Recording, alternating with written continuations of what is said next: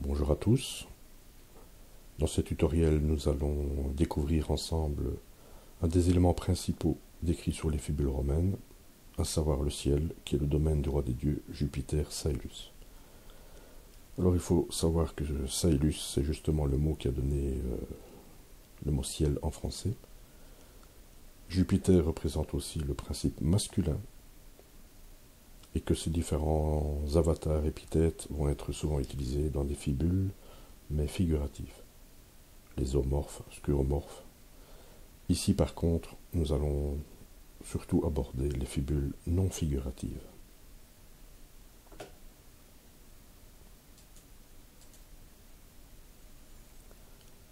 Alors souvent on le voit représenté comme un vieil homme barbu, comme par exemple sur cette cuirasse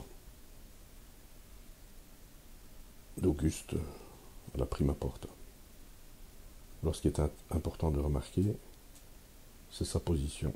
Il est toujours au-dessus, en opposition à son épouse, Terra, qui est en bas.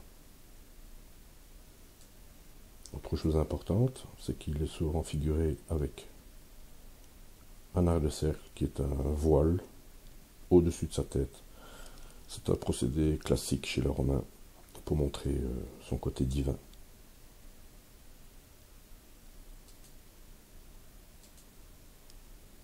C'est exactement le même procédé qui va être utilisé sur les fibules pour décrire sa présence.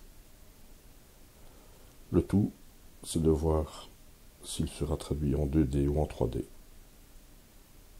Mais il est toujours là parce qu'il est omniprésent et il sera toujours au-dessus des autres éléments.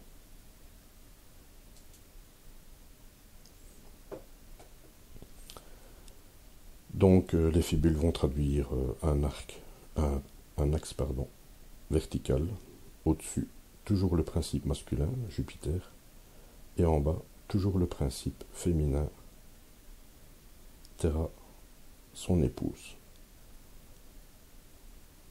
Il représente le registre supérieur des dieux de l'Olympe, et leur dualité ou complémentarité vont se décliner dans toutes sortes de types de fibules, représentant en quelque sorte des yin-yang à la romaine.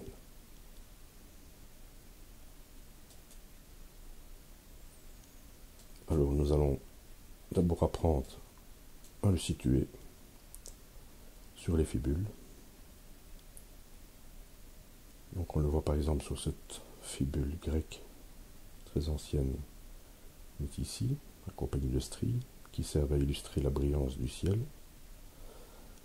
Ici, sous une forme en pelt. Ici, on a le cercle, plutôt demi-cercle. Ici, c'était moins évident.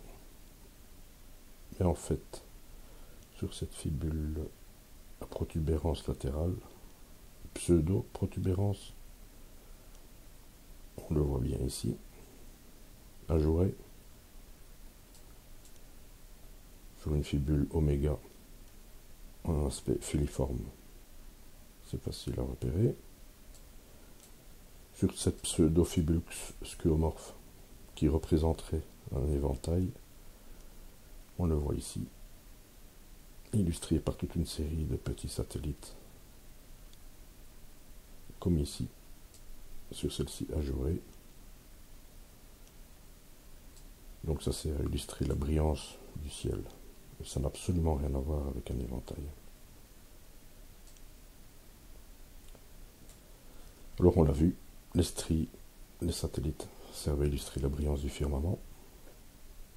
Et le ciel va essentiellement se décrire sous la forme d'arc de cercle, de demi-cercle, de pelt, mais aussi être représenté par l'arc même de la fibule qui va le représenter.